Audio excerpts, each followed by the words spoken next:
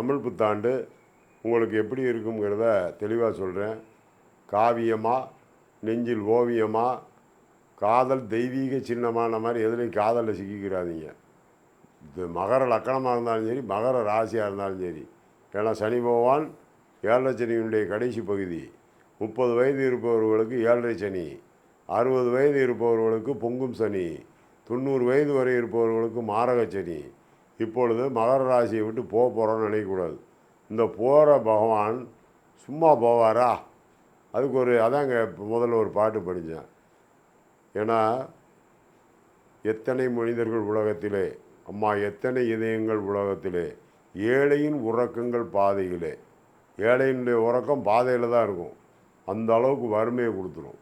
போக்கு சனி கண்டிப்பாக சொல்கிறேன், நிம்மதி இல்லாத வாழ்க்கை, அடிக்கிற தரம் மனதில் கிளேசங்கள், தேவையற்ற பிரச்சனை, முதுகில் வலி, பேக் பெயின்.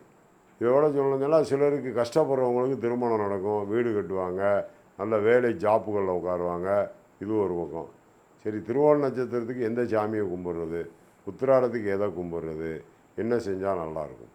இப்போ உத்திராடம் நட்சத்திரக்காரங்க, மகர ராசிக்காரங்க, ஒரு சின்ன விஷயம், அவங்க கும்பிட வேண்டிய இடம் அப்படின்னு சொன்னால், ஏதாவது ஒரு பைரவர் கோயில்.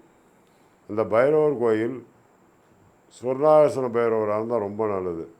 அப்படி இல்லைன்னா அந்த பைரவருடைய டாலர் ஏதாவது செம்பிள் அடித்த டாலராக இருக்கணும். ஒரு பைரவர் டாலரை கழுத்தில் போட சொல்லுங்கள். கண்டிப்பாக உங்களுக்கு நல்ல முடிவாக இருக்கும். திருவோண நட்சத்திரக்காரர்கள் குற்றாலநாதர் குல்லாமணி சமயம்மாள் மெயின் ஃபால்ஸ் இருக்குது குற்றாலத்தில்.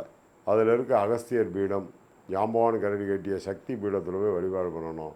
மதியம் 12 to 1, இரவு 8 to 9 இதில் போய் கும்பிட்டு வந்தால் இவங்க வாழ்க்கை முழுவதும் நல்லாயிருக்கும். பணம் சேரும், விவாகம் நடக்கும். அடுத்தது அவிட்டம். இந்த அவிட்ட நட்சத்திரத்தில் அந்த ஒரு விஷயம் என்னன்னா, அவிட்ட நட்சத்திரத்துக்கு ஒரு மந்திரம் சொல்லுவாங்க, ஓம் தாராதரம்யாய நமகன்னு. அந்த மந்திரத்தினுடைய பலன் மாதிரி நீங்கள் கடலில் இருக்கக்கூடிய சோழி, அந்த சோழியில் ஒரு 9 சோழிகளை ஒரு சின்ன மண் இதில் போட்டு உங்கள் வீட்டு பூஜை ரூமில் வச்சு பூஜை பண்ணிக்கிட்டே வாங்க. கண்டிப்பாக சொல்கிறேன், உங்களுக்கு கடன் அடையும், வெளிநாட்டில் வேலை கிடைக்கும், பந்துக்களால் ஏற்பட்ட அவமானம் மாறும், செய்வினை பில்லி சூனியம் மைமாந்திரியம் இருக்கிறதெல்லாம் உடஞ்சி போகும், நிம்மதியான வாழ்க்கை கிடைக்கும், அதி அற்புதமான நிகழ்ச்சிகள் நிகழும். மகர ராசிக்காரங்க கொஞ்சம், மகர லக்கணத்துக்காரங்களும் கொஞ்சம் நிதானம் தேவை என்பதை இதன் மூலம் தெரிவித்துக் கொள்கின்றேன்.